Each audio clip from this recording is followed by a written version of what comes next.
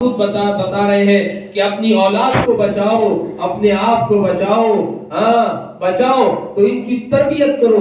کیسی تربیت کرو کہ سوچو یہ محمد بن قاسم بنے، یہ جو ہے وہ صلاح الدین ایوبی بنے، یہ جو ہے ملا عمر بنے، یہ ابو عبیدہ بنے۔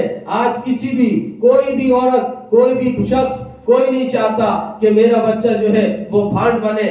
آج نام بدل دیے گئے، اداکار رکھ دیا گیا نام۔ پہلے ان کو بھانڈ کہتے تھے، گلوکار کو بھانڈ کہتے تھے، اداکاری کرنے والی عورت کو کوئی کنجری کہا کرتا تھا، کوئی طوائف کہا کرتا تھا۔ اب نام بدل کے ہمیں مانوس کر دیا گیا۔ آج ہماری ماں، بہن، بیٹی ہمارے سامنے ناچ رہی ہے، ہماری غیرت کا جنازہ نکل گیا۔ اس طرح چست لباس آ گئے کہ حضور صلی اللہ علیہ وسلم نے فرمایا آخری وقت ہوگا کہ عورتیں ننگی گھومیں گی۔ انہوں نے لباس پہنا ہوا ہوگا مگر اس کے باوجود ان کے جو ہے وہ اعضاء اس کے اندر سے نظر آئیں گے۔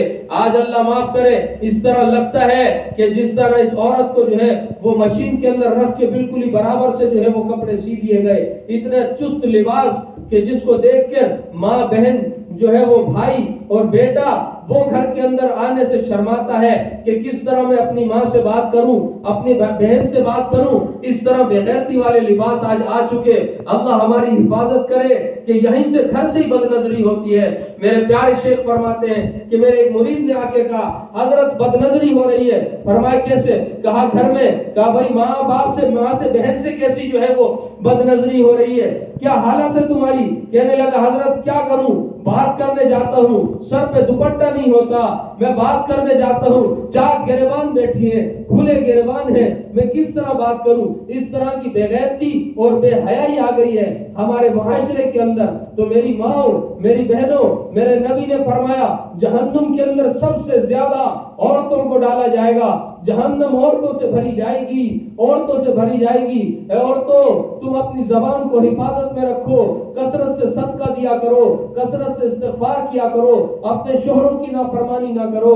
آج جس کو دیکھو وہ اپنے سے اونچا دیکھ رہی ہے۔ ارے اللہ نے جو تجھے دیا ہے تیرے لیے یہی بہتر تھا، اسی پر صبر کر۔ اگر غربت ہے تو بھی صبر کر، شکر کر، تیرے تقدیر میں مال ہی اتنا تھا۔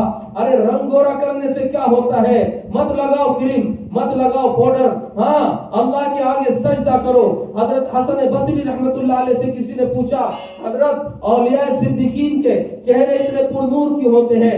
حضرت نے فرمایا کہ وہ رات کو تہجد میں اٹھ کے اللہ سے محو گفتگو ہوتے ہیں، اللہ کا نور ان کے اوپر برستا ہے، اللہ کا نور ان کے اوپر برستا ہے، تو اس لیے ان کے چہرے جو ہے وہ اس طرح نور ہوتے ہیں۔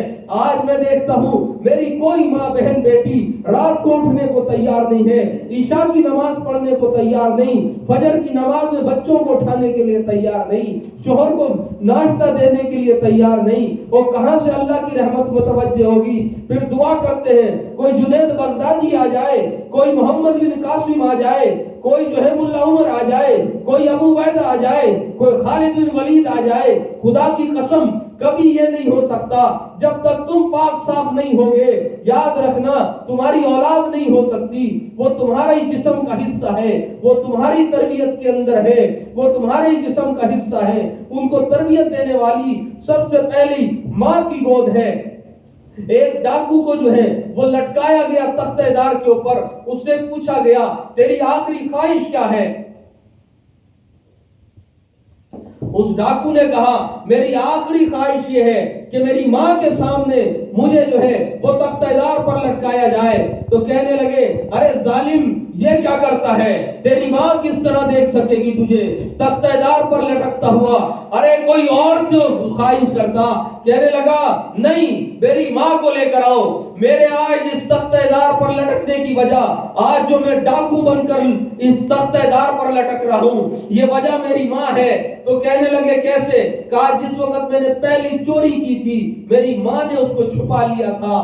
کہنے لگی کوئی بات نہیں، کوئی بات نہیں، میرے اس عیب کو چھپایا، اگر اسی وقت میرے منہ پر چماٹ مارتی اور وہ چیز واپس کروا دیتی، مجھے خاموشی سے بٹھا لیتی، تو آج میں ڈاکو نہ بنتا۔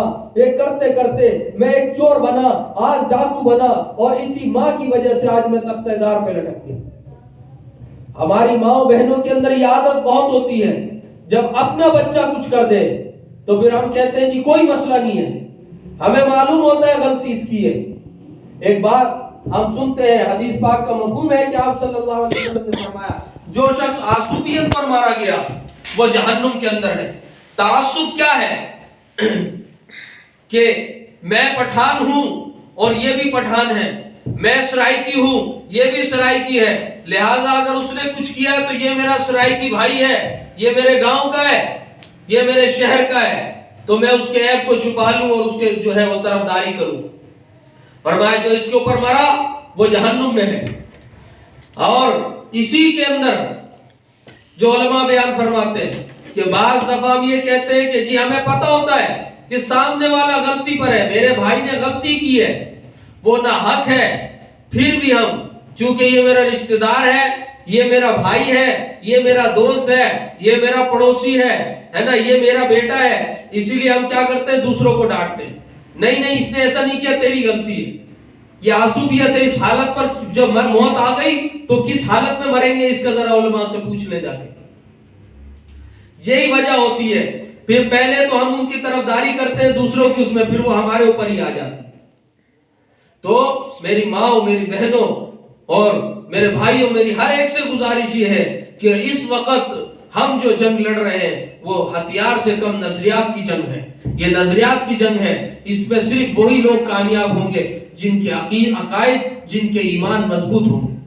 آج